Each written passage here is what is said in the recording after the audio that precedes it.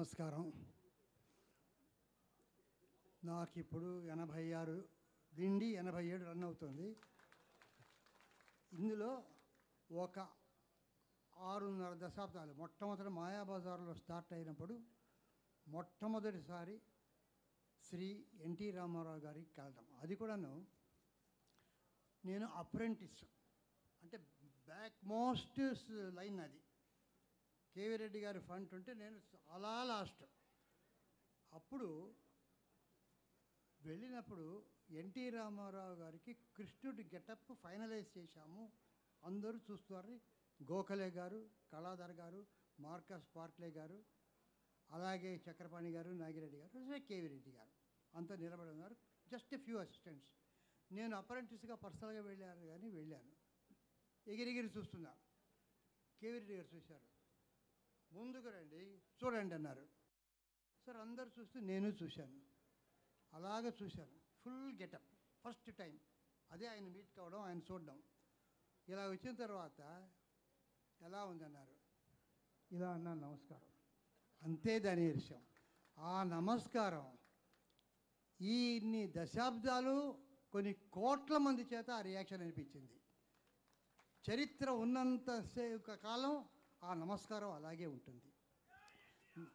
నిజంగా ఎన్టీ రామారావు గారించి ఆయన గొప్పతనాన్ని అవి నేను గనక చెప్తే మీరంతా ఇన్సల్ట్ అవుతారంటే మాకు తెలియంది నువ్వు చెప్పొచ్చావని.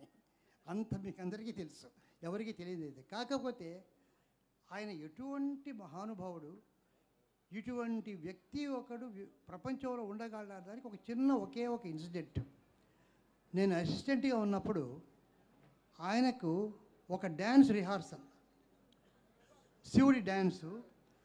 అది 4 గంటలు వేకోజాయిన ఆయన డ్యాన్స్ రిహార్సల్ పెడతారు 4-5 మధ్య.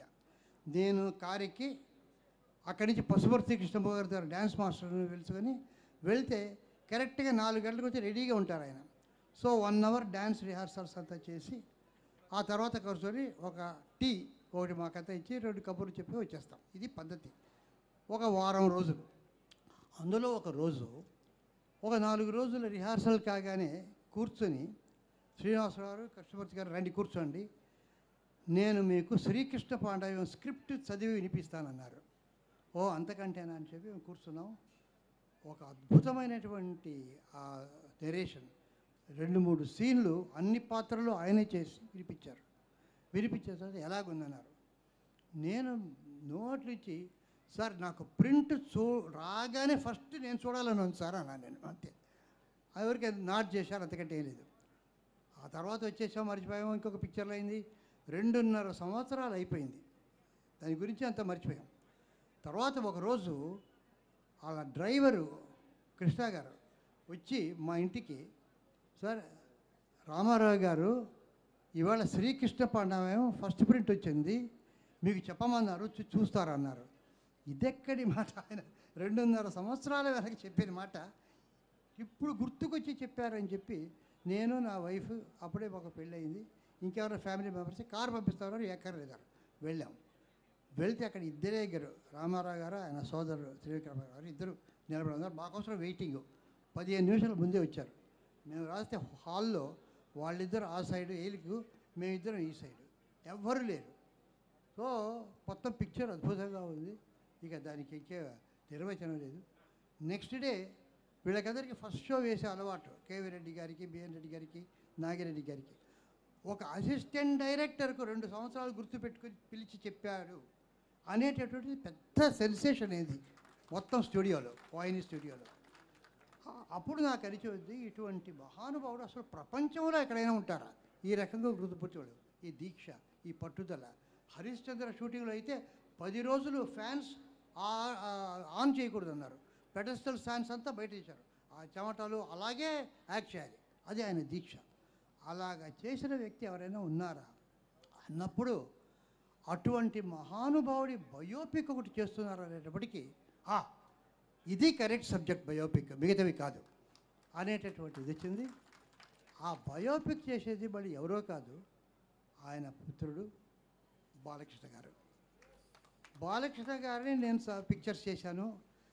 ఆ దీక్ష, ఆ భైరవ దీపంలో కురుపి వేషంలో ఈయన కూడా 10 రోజులు భోజనం చేయకుండా ఒక స్ట్రాతో జ్యూస్ తాగుతూ అలాగే 10 రోజులు ఉన్నారు. ఈయన కూడా ఆయన ఎలాగ ఉన్నారో ఈయన అలాగారో, అదే దీక్ష, అదే పట్టుదల, అదే తపస్సు. ఈయనే కరెక్టు, ఇంకా సందేహం లేదు. ఈ పిక్చర్కు కరెక్టే ఉంటుంది. అన్నిటికంటే ముఖ్యం నాకేమిటంటే, ఆయన బాలకృష్ణ గారు బాగా ఎరుగున్నాను కనుక, నటన అనేటటువంటిది ఒకరో ఇద్దరో రామారావు రాగా చెయ్యొచ్చు. డైలాగ్ డెలివరీ అనేది ఒకరో ఇద్దరో రామారావు లాగా చెయ్యొచ్చేమో.